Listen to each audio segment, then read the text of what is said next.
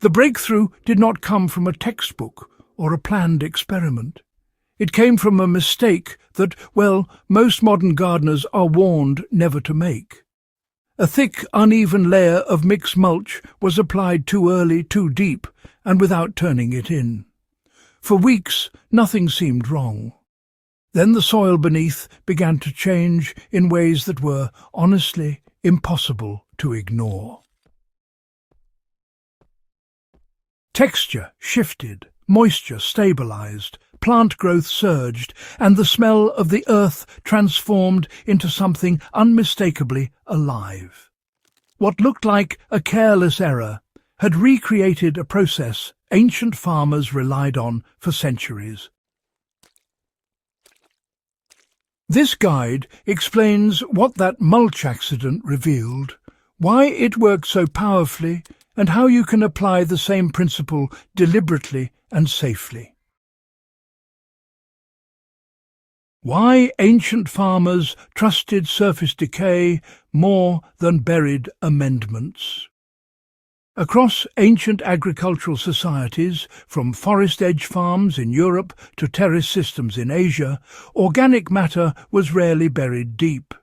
Instead, it was layered on the surface and allowed to decay slowly. Leaves, straw, weeds, chaff, and kitchen scraps formed a sort of protective blanket that, fed soil life from the top down. This approach, interestingly enough, mimicked forest systems where fertility is built without digging. The mistake I made, really by accident, unintentionally recreated this ancient method by allowing mulch to decompose in place instead of being mixed into the soil. The result was not rot or nutrient lockup, but actually balance. So what actually went wrong and, why did it turn out right? The mulch layer, you see, was thicker than planned and rather uneven, with a mix of leaves, shredded stems, and even some partially green material. Now, conventional advice warns that this sort of thing can cause nitrogen drawdown, invite pests, or lead to anaerobic conditions. But, none of that happened. Instead, the surface layer began to break down gradually, staying moist, but, importantly, aerated. Fungi appeared first, and then earthworms started moving upward instead of downward. Beneath the mulch, soil aggregates form naturally, creating structure without the need for any tools. The key factor was time and restraint. Once the mulch was down, nothing was disturbed. Why fungal dominance changed everything beneath the surface? You see, bacteria thrive in disturbed mixed soils, whereas fungi do best in layered, undisturbed environments. The thick mulch favoured fungal networks that extended downward into the soil, binding particles together and, transporting nutrients efficiently. This fungal dominance is what ancient systems relied on to build long-term fertility. It creates stable humus rather than fast-decaying organic matter. Plants responded by developing deeper, finer root systems, indicating improved soil communication rather than surface feeding. How moisture behaviour revealed the real power of the system. Before the mulch accident, soil dried quickly and compacted easily. Afterward, water infiltration slowed just enough to prevent runoff, while penetration improved. Even after hot days, the soil beneath remained cool and damp. This is, a hallmark of mature soils. The mulch layer, well, it buffered temperature swings, reduced evaporation, and fed organisms that created pore space naturally. Ancient farmers valued this trait because it protected crops during drought and heavy rain, all without irrigation infrastructure. Now, you might be wondering how nutrients were released even without any feeding schedules. No fertilizer was added at all during this period. Yet, interestingly, the plants showed steady, balanced growth, rather than those rapid spikes you'd expect from artificial feeding. This actually indicated nutrient cycling, rather than what we call nutrient dumping. As the mulch broke down slowly, microbes release nitrogen, phosphorus and trace minerals in forms that plants could absorb right away. Nothing leached away. Nothing burned the roots.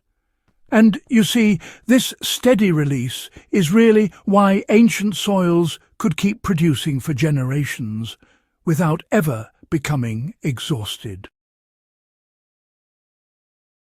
So, here's how to apply this method intentionally, without repeating mistakes. The lesson, really, is not to mulch carelessly, but, to mulch patiently. Apply organic material thick enough to shade the soil completely, but, loose enough to allow air movement. Mixed materials, honestly, work better than uniform ones. Leaves, stems, and fine material together, they create structure. Do not turn the mulch in. Let gravity, moisture, and organisms do the work. If nitrogen-sensitive crops are present, allow the mulch to age slightly before application, or, just keep it a few inches from stems. Observation matters more than intervention. Why is it, do you suppose, that modern advice so often misunderstands this process? You see, many of today's guidelines just assume soil is inert, and that plants must be fed directly, almost as if the soil itself doesn't play a part. Now, ancient systems, on the other hand, assumed soil was alive and needed habitat first. It's interesting, isn't it? Thick mulch might seem to threaten short-term control, but really it rewards you with long-term stability. The fear of pests, rot, or nutrient lockup usually comes from systems that are already biologically weak. But healthy soil, it regulates itself. The mulch accident worked because, the soil was allowed to respond instead of being corrected. Sometimes just letting nature do its thing can lead to the best results. So, why does this method scale all the way from small gardens to, say, survival systems? Well, for survivalists and low-input growers, this approach really cuts down on labour, water use, and the need for outside inputs. It's a simple shift, but it makes a world of difference. Organic waste, rather than being a problem, actually becomes a resource. Over time, the soil improves instead of depleting, and that's the real beauty of this method.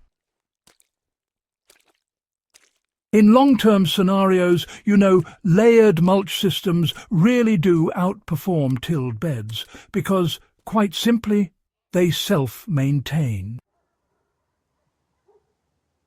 Ancient farmers knew this, you see, because their survival truly depended on it.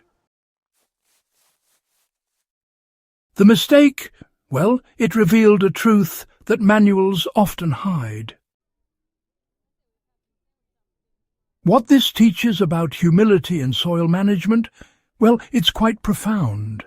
The most powerful soil trick ever discovered here was not a product or formula. Honestly, it was restraint. Doing less, disturbing less, and allowing ancient processes to reassert themselves. It's remarkable how much can be achieved by simply stepping back a little. Soil does not need to be forced into productivity. It really just needs to be given conditions to remember how it works. If you value knowledge earned through history, observation, and real outcomes, do consider subscribing to Botanical Bliss and share this guide with growers who are ready to stop correcting soil and start building it for generations.